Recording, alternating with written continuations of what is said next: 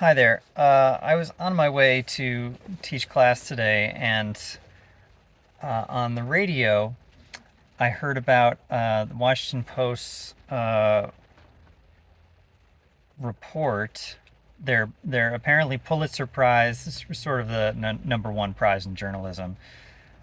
The their Pulitzer Prize winning investigative piece on the life of George Floyd. And you're probably familiar with the fact that George Floyd was killed 5 years ago in 2020, and he was a black man who was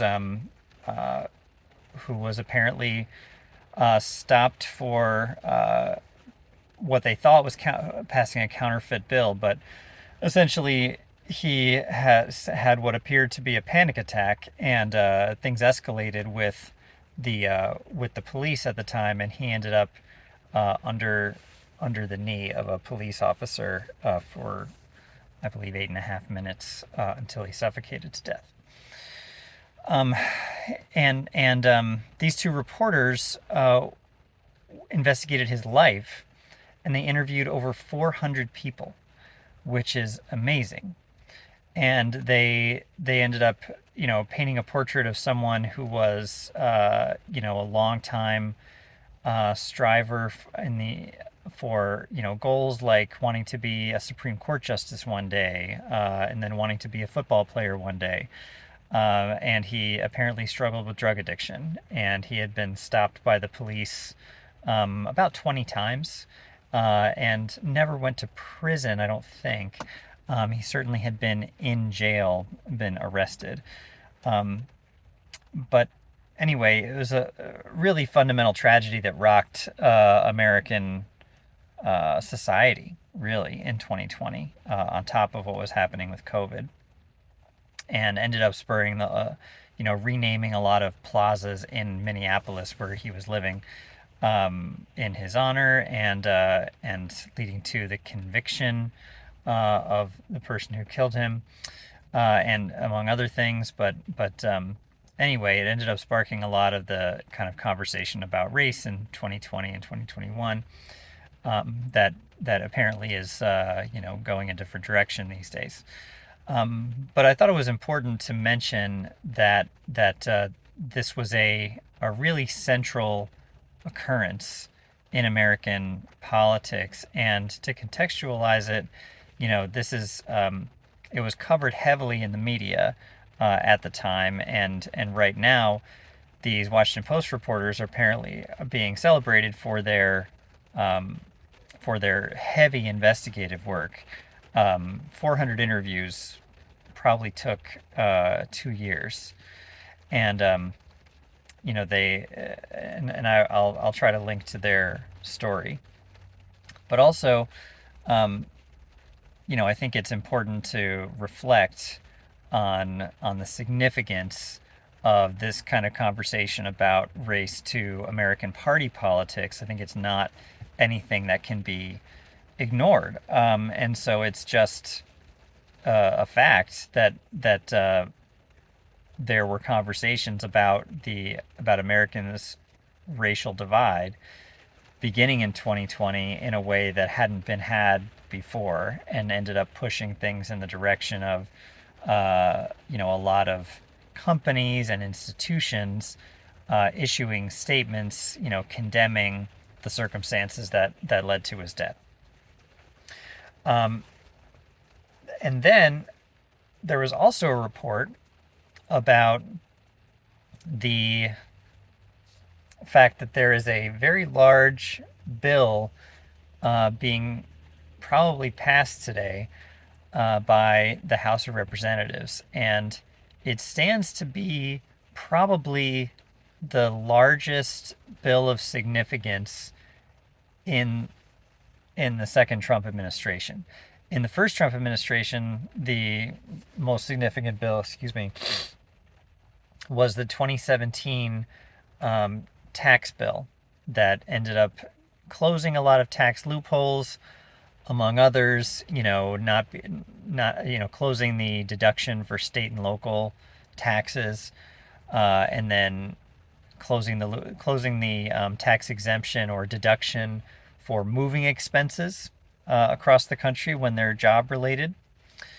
All of that was taken away in 2017 in that tax bill that the president signed. And then today there's a series of major fiscal changes in this House bill, and a couple of them being, for example, there are major cuts that will result in millions of people losing Medicaid coverage, and Medicaid is the health insurance program for the poor, including children. And then there is also I believe the SNAP program will also be seeing a lot of cuts. SNAP, formerly known as food stamps. So food assistance for millions, again, will be cut. And then there will also be significant changes making it more difficult to both to repay student loans. And then there are also enormous, I mean, I don't have to characterize it, but there are significant tax benefits to the highest income and wealthiest individuals in the United States. So that is a combination of things that I would have said 10 years ago would be toxic in a bill, but apparently, it's being it has majority support in the House majority and probably the Senate majority, both controlled by Republican-led majorities, and the support of the Republican president. So it looks like it will pass. There was a representative, there was a Democratic representative who was imploring people to call their member of Congress to tell them what you think of this bill and tell them that you're paying attention. And apparently he cited evidence. I thought that was interesting, that in 2017 there had been a facet of that original bill, the 2017 bill, that included repealing that ended up repealing the coverage for the mandate to cover people with pre-existing conditions. In other words, the prohibition against companies, health insurance companies, ruling people ineligible for coverage simply because they had a pre-existing condition. That ended up getting stripped out of the bill because of people's reaction to it. And so his contention is that enough people are aware of all of the things happening in this bill, then perhaps it won't be passed.